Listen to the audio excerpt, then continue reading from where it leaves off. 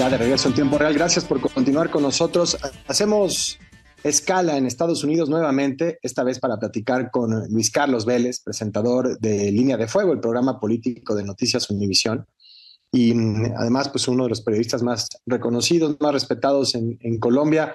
Querido Luis Carlos, felicidades. Se ha publicado ya Mercenarios, la historia no contada del asesinato del presidente de Haití, un libro de tu autoría, de tu trabajo periodístico. Así que, pues cuéntanos un poco de Mercenarios y de las revelaciones sin el spoiler, ¿no? Para que lo podamos leer completo, que se hace en este libro, querido Luis Carlos. Querido Enrique, muchas gracias por invitarme a ti y a tu auditorio. Esta es una investigación, Enrique, que nos tomó 3 años en realizar y que cuenta la historia no contada del asesinato del presidente Jovenel Moïse, el presidente de Haití. Lo que nosotros y la mayoría de todos tenemos en nuestro imaginario es que esa noche del 7 de julio del 2021 mataron al presidente y lo que recordamos es que estuvo involucrado un comando élite de exmilitares colombianos que supuestamente habrían participado en el asesinato. Y de ahí en adelante la historia se empieza a esconder en medio del humo de tantas historias y tantas noticias que cubrimos los periodistas y que pasan en el día a día. Y digamos que esa es una historia que queda atrás sin resolverse y que llega a la conclusión fácil, obviamente en ese momento, de que los asesinos son los colombianos. Pues nos pusimos a investigar, Enrique, con un grupo de periodistas durante estos años, desde el 21 hasta ahora, hasta el año pasado realmente cuando terminamos de escribirlo. Y llegamos a la conclusión, y el spoiler está porque hace parte del libro y digamos que es la invitación, que no necesariamente los colombianos mataron al presidente de Haití. Y es una historia en desarrollo porque estos colombianos, 17 de ellos, permanecen bajo las peores condiciones en una cárcel de Haití, donde los han torturado, donde han abusado de ellos, donde no han tenido debido proceso y donde prácticamente se están muriendo abandonados por el Estado colombiano, abandonados por Estados Unidos, quien los entrenó en su momento, y abandonados por la sociedad en general, después de haber sido parte de las Fuerzas Especiales de Colombia y tal vez no haber cometido el delito por el cual se les está culpando. Sí, bueno, extraordinario ese trabajo de investigación y los resultados que arroja. ¿Qué hay detrás de esta pues, falsa acusación de los planteamientos que se han hecho alrededor de este asunto, pues que le dio la vuelta al mundo al tratarse de una figura como el presidente de un país, en este caso de Haití? Hay una conspiración que va más allá del país. ¿Qué es lo que encontraron en ese respecto? Mira, Enrique, esta es una película realmente. Y aquí hay algunos cabos que todavía no se han terminado de resolver y que han tenido, digamos, una solución parcial de personas que actualmente están en la cárcel. Podemos dividir esto en dos, los autores materiales y los autores intelectuales. Los autores materiales, no está claro si los colombianos ejecutaron al presidente de Haití. Solamente te voy a dar un detalle el cual explicamos en el libro y creo que es una buena y una bonita invitación para todo esto. El cadáver del presidente de Haití registra que no tiene un ojo y no tiene una pierna, o sí tiene una pierna pero la tiene partida, y que fue severamente lacerado durante su asesinato, Jovenel Moïse.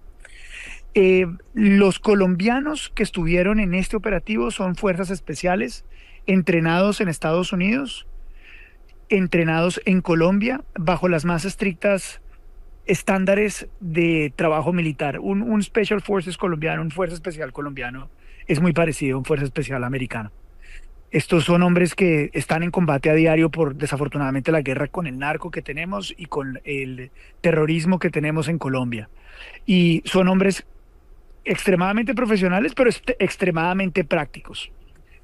Un Special Forces colombiano en su entrenamiento como Special Forces americano, al ejecutar a alguien le dispararía 2 o 4 tiros, 2 en el pecho, 2 en la cabeza, si es para matar. Esa es la instrucción. Haití tiene vudú y Haití está metido en la cultura del vudú. Cuando a un cadáver le quitan el ojo izquierdo, es para que ese cadáver, esa persona, no le dé el mal de ojo. Y cuando le rompe una pierna en la cultura vudú es para que no lo persiga. Ergo, Si esa fuera una prueba evidencial, circunstancial, en el asesinato del presidente o de cualquier persona, no sería fácil concluir que los colombianos lo asesinaron porque ese no es su modus operandi. Pero dejemos eso de lado para que el escrito periodístico nos ayude luego a verlo bien. ¿Quiénes estarían detrás? Detrás de esto hay toda una historia de corrupción, de poder, de varias personas que estaban en Miami en el momento en que diseñaron el operativo, diseñaron todo lo que ocurrió. Ciudadanos venezolanos, un ciudadano venezolano, un ciudadano ecuatoriano, un pastor haitiano, y según las investigaciones locales en Haití, que no necesariamente son las más creíbles, pero que existen, también habría algo de participación de la esposa del presidente de Haití. Luis Carlos, te saluda Paco Almaraz. Estamos hablando de una investigación en un país inestable y este asesinato lo arrastró a un nivel de caos sin precedente, y ya por costumbre, como periodistas mexicanos, te tengo que preguntar si recibiste algún tipo de presión o advertencia al escribir este libro hablando de los personajes que estás hablando. No, y todo esto nace, Paco, gracias por la pregunta, todo esto nace porque cuando empiezan las investigaciones, cuando matan al presidente de Haití, rápidamente se llega a la conclusión en Colombia de que fueron los colombianos.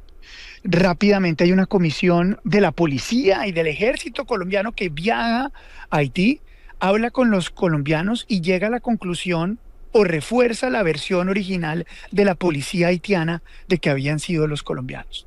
Pero al mismo tiempo las familias de los militares se ponen en comunicación conmigo y empiezan a darme documentación, grabaciones, fotografías que ellos, los militares involucrados, habían recogido, guardado y enviado a sus familiares durante todo el proceso.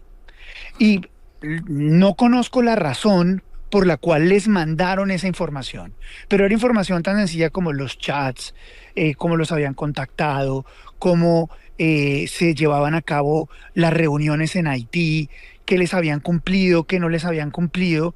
Y con esa documentación es que empezamos a hacer la investigación, empezamos a hablar con los familiares, empezamos a hacer los trazos, empezamos a hacer las investigaciones de las declaraciones en corte y llegamos a las conclusiones que llegamos. Es increíble realmente el trabajo. Estaremos leyéndolo con muchísima atención, con muchísimo interés, querido Luis Carlos Vélez. Y bueno, pues vaya historia la que se va desmenuzando en Mercenarios, este libro que ahora estrenas y por el que te felicitamos con mucho cariño, Luis Carlos Vélez. Enrique, muchísimas gracias. Tal vez una última cosa, si me permites. Claro, por supuesto.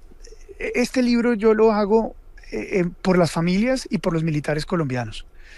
Nuestro país es un país supremamente desagradecido y México, que vive tantas cosas tan parecidas a Colombia, cuando pasen todas las cosas que tienen que pasar, va a haber muchas acusaciones contra las fuerzas militares y la policía, que en muchas veces cometen muchos errores y abusos.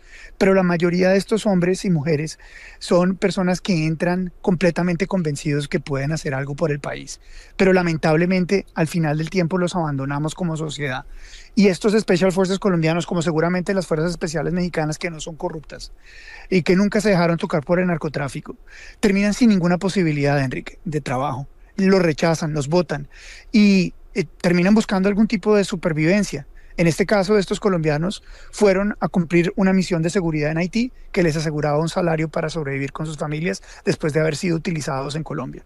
Así que es un poco de reivindicar al desamparado que alguna vez nos amparó, nos cuidó y nos protegió, Enrique. Extraordinario, pues sí, es un mensaje que tiene eco, una historia que tiene muchísima, que resuena en el México de hoy y en el que llevamos viviendo tanto tiempo. Luis Carlos Vélez, te mando un fuerte abrazo. Recibe las noticias más importantes de todo México. Suscríbete a Grupo Fórmula.